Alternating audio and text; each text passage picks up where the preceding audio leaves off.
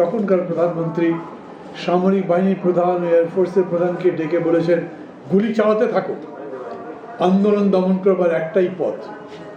তখন নাকি সেনা প্রধান বলেছিলেন, এখানে গুলি চালিয়ে হবে কি, একটা মরে তো আর একটা দাঁড়ায়। আগে যখন গুলি করা হতো তখন তো সব পালিয়ে যেত, কিন্তু এখন গুলির শব্দে ওরা আরো কাছে চলে আসে। কত বড় আত্মদান। আমি সকালবেলা বাসা থেকে বেরোবার সময় আমার বাসায় আমি 2-3টা পত্রিকা রাখি, তার মধ্যে প্রথম আলো দেখি বেশি সময়। আমি সাথে করে নিয়ে আসছি। বিশেষ অতিথি ছিলেন জনাব শামসুজ্জামান দুদু, তাকে পড়তে দিয়েছিলাম আফ্রিকাতে জেন জি মুভমেন্ট।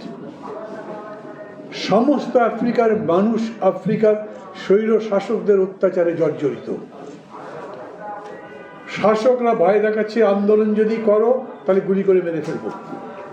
তখন জেন জি, মানে কেউ জেনারেশন জি বলেন, কেউ জেনারেশন জেড বলেন, মানে এখনকার প্রজন্মকে বোঝান, তারা বলেছে কাপুরুষের মতো জীবনযাপন করতে করতে আমরা ক্লান্ত, এবার সাহস দেখাতে চাই।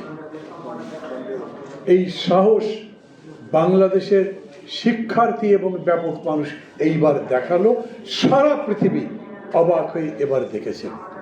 ওই যে সুকান্তের কবিতা, সাবাস বাংলাদেশ, পৃথিবী অবাক তাকিয়ে রয়। এইবার যে আন্দোলন তারা করেছে, সারা পৃথিবী এখন তার দিকে তাকিয়ে আছে। কয়েকদিন আগে শুনেছেন পাকিস্তানে যে আন্দোলন হচ্ছিল, সেই আন্দোলনে সবাই বাংলাদেশ সম্পর্কে কথা বলছিল। এখন আবার আফ্রিকাতে যে আন্দোলন চলছে, সেই আন্দোলনের মধ্যে বাংলাদেশের কথা বলা হচ্ছে। একটা মহাকাব্য, কি অদ্ভুত বিষয়।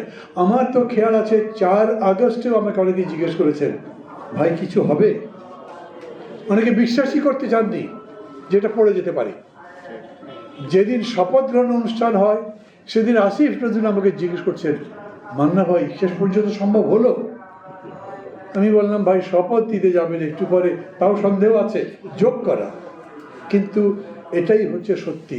4 তারিখেও বুঝিনি, কিন্তু 5 তারিখে ঘটনা ঘটে গেল। ওরা ঢাকা সিজ, মানে ঢাকা অবরোধ করবে 6 তারিখে, তাই বলেছিল। হঠাৎ করে একেবারে 4 তারিখ বিকেলবেলা বলল, না তোমরা সবাই কাল সকালের মধ্যে এসে পড়ো, এবং সবাই সকালের মধ্যে এসে পড়ল।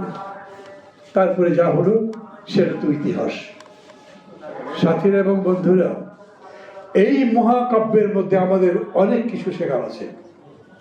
আমরা যদি তার না শিখি, কেবল আবেগের উপরে কথা বলি, কেবল নিজেদের একটা আকাঙ্ক্ষার উপরেই দাঁড়িয়ে থাকি, তাহলে ইতিহাস থেকে শিক্ষা নেওয়া হবে না।